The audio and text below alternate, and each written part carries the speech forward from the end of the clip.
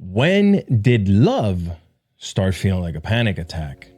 Hey, I'm Alex, and this is Find a Millennial Diary. Welcome to Volume 5, Love, Sex, and Relationships. We're diving into the beautiful mess of how we really try, to love in this digital age. This volume is all about that, the ways we see connection, how someone sabotages it, and how we're learning to hold space for love even when it feels confusing or complicated.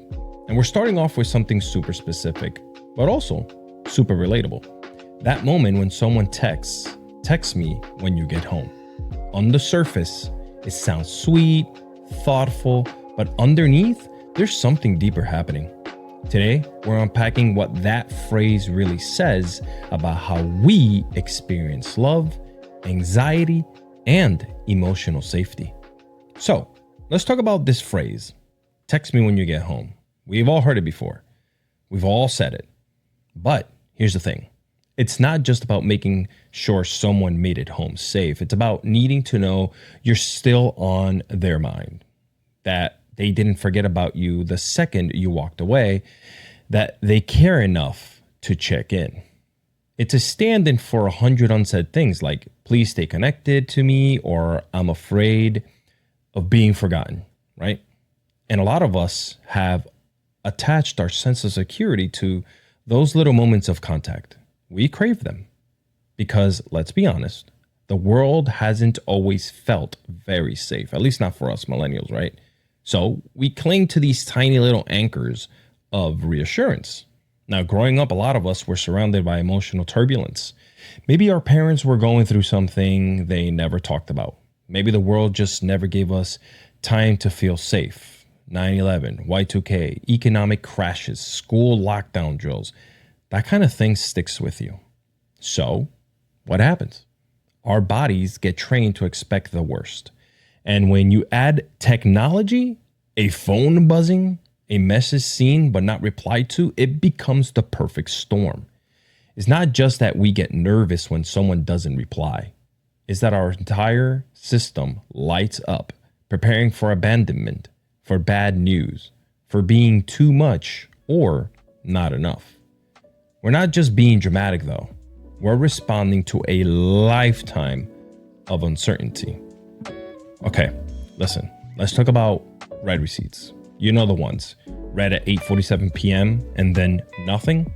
It's wild how something so small can spiral any of us. But here's what happens. Our brain fills in that blank. We start writing stories. Oh, they're ignoring me. They changed their mind. I should have never opened up.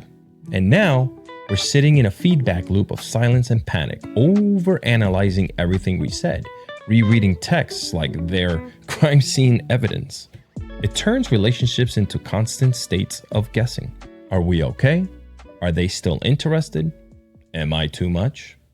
And in that guessing, we lose the whole point of connection. When we say text me when you get home, we're often saying I care about you, but we're also saying, please don't vanish. It's the subtle plea for reassurance, right? For continuity, for proof that we're still important, even when we're out of sight. Now, it's not needy. It's human. It's not clingy. It's building a connection. We just want to know that love doesn't disappear the second we're not visible. So how do we heal from this? First, we talk about our anxiety. Out loud, by the way. No shame, no need to filter it. Second, I think we create boundaries around texting that becomes something coming out of kindness, not control. Like saying, hey, I won't always reply right away, but that doesn't mean I care any less. Third, we remind ourselves that silence doesn't always mean something is wrong. Sometimes people are just tired or busy or not in the right place to talk. And finally, we practice trusting. Trusting that we are lovable, that we are safe, that we are enough, even without constant confirmation. This could either go for someone that you like, love, or whatever, or friends, if you got that type of friendship. Now, let's zoom out and compare generations here for a second. I want to try something new. Millennials grew up with landlines, handwritten notes, and waiting all weekend to talk to your crush on AIM, right? Love had space. It had suspense. Sometimes too much, but it also gave us time to think, to miss, to long for. Now, today's generation, everything's instant, seen, delivered, responded to, or not. And that speed has turned dating for this generation into a constant performance. If you're not fast, well, you're forgotten.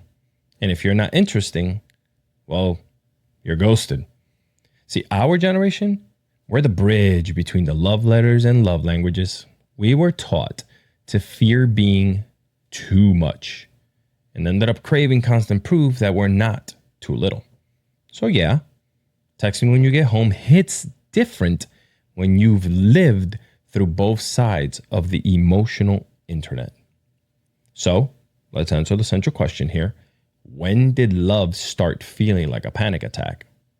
Probably when we started confusing instant responses for real intimacy, when being seen on a screen became our way of feeling valued, when we forgot that love isn't about speed, it's about safety. And again, I reiterate, that also goes for strong friendships.